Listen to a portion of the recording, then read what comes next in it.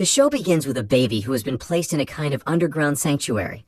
We don't know why the baby is kept there, but what we know is a robot is being given a task to take care of the baby as her mother. The robot takes care of her, teaches her everything about Earth, and finally gives her a name called Eva. When Eva starts to walk, the robot realizes that the little child needs a playmate and gives her a doll which she calls Miko. When Eva clocks 6, she gets tired of playing with dolls and wants to play with real friends, but the robot tells her she can find friends on the surface, but now is not the time for that. On her 7th birthday, Robot gifts her with an Omnipod device that obeys her every instructions and gives her answers to all questions. Eva commands it to open the door to the sanctuary so she can play with real friends, but the device tells her she can only be able to leave the sanctuary if she passes her final test.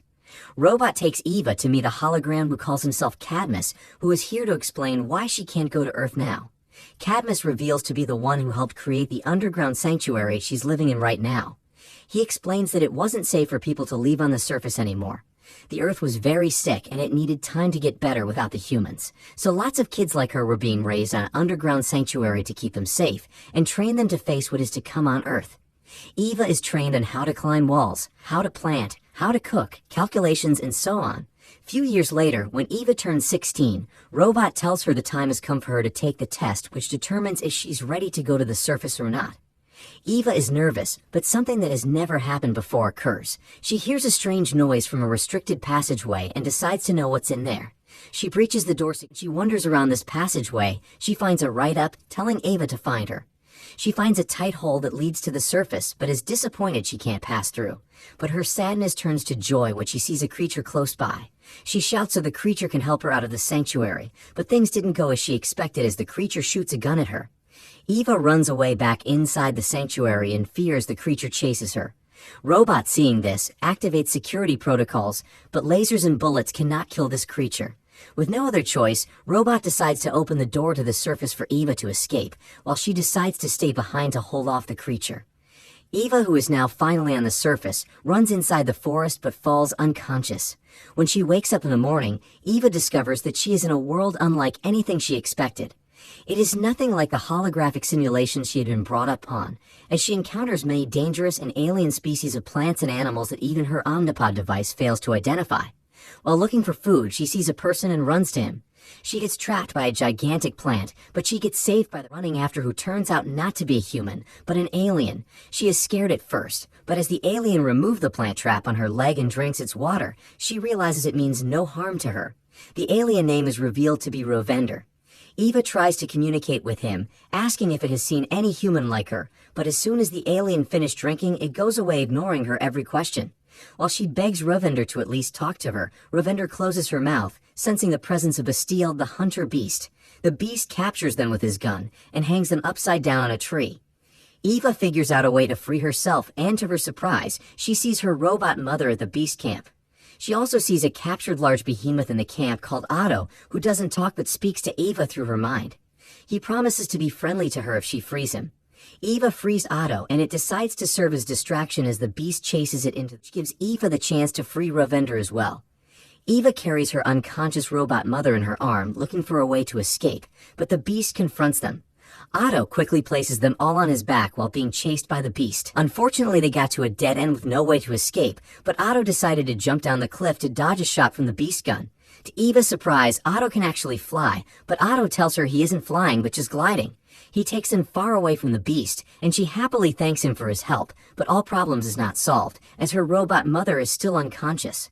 She tries to search Rovender's bag to find something that can get her mother's bod reconnected, but Rovender stops her. Instead, he gives her a gum. When Eva puts the gum in her mouth, she begins to understand Rovender language. He gave it to her only to tell her to be quiet as she talks too much. Her robot mother wakes up but suddenly attacks Rovender, seeing him as a threat, but Eva explains to her everything. Eva finds a patch on Rovender clothing which she believes belongs to the humans. Rovender tells her he found it in a shop in a town called... She makes a deal with him, which is to give him her Omnipod device, which he can sell, in exchange for leading them all to Lacus. As they begin their journey to Lacus, Eva hears a cry for help somewhere in the forest and traces the sound. She sees a baby stand sniper whose claws is caught in a trap. Rovender warns her not to go close to it because it's dangerous, and its mother might be somewhere close by. Eva doesn't mind taking the risk to save its life, but when she tries to do so, the hunter beast shows up, forcing them all to go into hiding. The beast captures the baby sniper, and upon not seeing anyone else around, it flies away. They finally arrived at Lacus, the most beautiful place Eva has seen so far on this planet. Ravender tells them they won't be welcome in this place because they are not citizens, but fortunately there's a spider-fish race going on today, so the citizens won't notice them, but he covers them with Lacus attires just in case, while Otto is told to wait outside. They finally found the shop in Lacus where Ravender got the patch from. Eva asks the shop owner called Caruncle, who once sold the patch to Rovender, to tell her where he got it from. As a businessman he is, Caruncle refuses to give them any answers unless they pay 500 shellacs. Seeing they don't have the money, he bounces them out of his shop. As Eva thinks on how she is going to get 500 shellacs, a citizen in Lacus suggests she can bet on spider fish races to get the money. She goes to register for the race, but having no valuable items at hand, Eva had to take the risk to place her robot mother on the bet. If she loses, neither will she get the money, nor her robot mother back. Eva mistakenly picks the slowest spiderfish for the race, making Rovender so sure that she is going to lose. When the race begins, her spiderfish was losing at first, but Eva finds a way to communicate with it through her mind to motivate it, and shockingly, her spiderfish wins the race. Winning the race means winning the bet, so Eva is able to win the 500 shellacs, and her robot mother is giving back to her.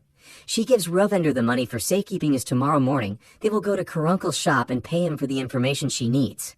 Night has arrived, and the hunter beast can find them any moment, so Robot suggests they find shelter. Rovender knows just takes them to his brother's place called Fiskane, who has a lovely wife called Hostia, and 2 kids who are so happy to see Rovender, their uncle. While the kids play, Eva hat falls off, leaving Rovender relatives shocked, realizing she's a human. Rovender explains how he found her, and assures them that she means no harm. After they had dinner, Rovender decided to go somewhere for the night, but promised to return in the morning, leaving Eva and Robot at the house. Hostia tells Eva that seeing Rovender with her is the first time she has seen him almost smile. Rovender used to be always happy, but everything changed when he lost his family. Later that night, the kid shows Eva a room to sleep for the night. They told her about Darius, someone who knows a lot about humans, and shows her where she stays. At midnight, Eva sneaks out and climbs up to Darius' house. When she enters it, she meets Darius, who turns out to be a magician and the giver of answers. But he only gives answers on what has already happened. But before he gives answers to anyone, they must present him with a gift. Darius asks for her happy memories, hesitate to give. Darius then decides to answer her questions on where the humans are. He reveals that this planet was once called Earth. He tells a story on how he arrived on Earth with his fellow alien species, led their king, Ojo, who perceived the planet to be an open plain, riddled with the potential of life. But the humans attacked and killed almost all of them, but didn't stop, as Darius says they destroyed the planet and buried themselves with it. The remaining alien survivors decides to rebuild the planet and changes it from Earth to what they call Orbona. Eva could not believe the humans could do this. Darius looks at her happy memories and is angry to discover Eva is a human, the kind who hunted them down. He furiously orders her out of his house, calling her a monster. Eva is sad that her kind would do such terrible things. They were supposed to rebuild the planet, but Darius said they destroyed it. While she cries, feeling she might be the only human, she remembers the patch which she believes belongs to a human and goes to find out where it came from. She meets Rovender, who turns out to have spent half the money of the bet they were supposed to use to pay Caruncle for informations. Rovender doesn't want to help her on her quest, and tells her to be on her. Eva goes alone to meet Caruncle with half the money. She has no choice but to reveal she's a human, saying she can tell him the usefulness of every human item in his shop if he tells her where he got the patch from. Caruncle tells her he got the patch from Solus, the capital of this planet. He stretches his hand to give her a map to get there, but Eva gets her leg caught in the hunter beast trap. Zin, an advisor to the queen, will offer a good price to anyone who catches the human he heard off. That's why Caruncle captured her with his trap to hand her over to Zin. He calls the hunter beast, who turns out to be working for Zin, to his shop. The beasts show up in seconds to capture Eva and take her to Zin, but Eva manages to free herself from Caruncle trap and hides herself in a carriage, making the beast to lose trace of her. Eva runs back to meet Robot, but they get into an argument as Robot doesn't want her to go to Solas, where Eva intends to find a human there. She leads Robot angrily, and she decided to willingly let herself get captured by the hunter beast, since he is going to Solas. Rovender feels guilty after seeing the captured Eva on the hunter beast flying machine. The hunter beast takes Eva inside the palace of Solas and delivers her to Zin, the advisor to the queen. Zin calls for the presence of Queen Ojo, who is not comfortable to see her, as the aliens believe humans have the ability to melt brains. She orders her guards, some gigantic beings, to lock her up, while Zin is ordered by Lorak to do an experiment on her. Eva escapes from the guards and runs away. She meets Queen Ojo, who is about to call the guards, but Eva threatens to melt her brain if she does, although in her mind, it's not something she can actually do.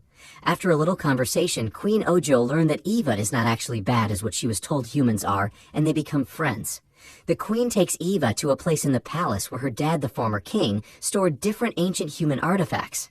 Her father loved all the things humans made, that's why he stored them here. Queen Ojo explained to Eva no power in the palace. After the king died, the powers was placed in the hands of this alien called Lorak until the queen finishes her education. Queen Ojo, who sees Eva as her first and only friend, decided to assist her in finding other humans. She takes Eva to a place where she stored one of the most greatest human artifact, a car, which she calls the goldfish. She tells Eva to take the car and use it to find her people, but Zin and Lorak shows up. Lorak orders the guards to capture her even when the queen begs to let Eva be, calling her a friend.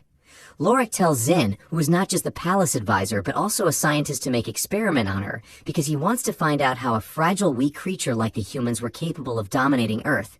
Eva manages to distract Zin and escapes from his laboratory.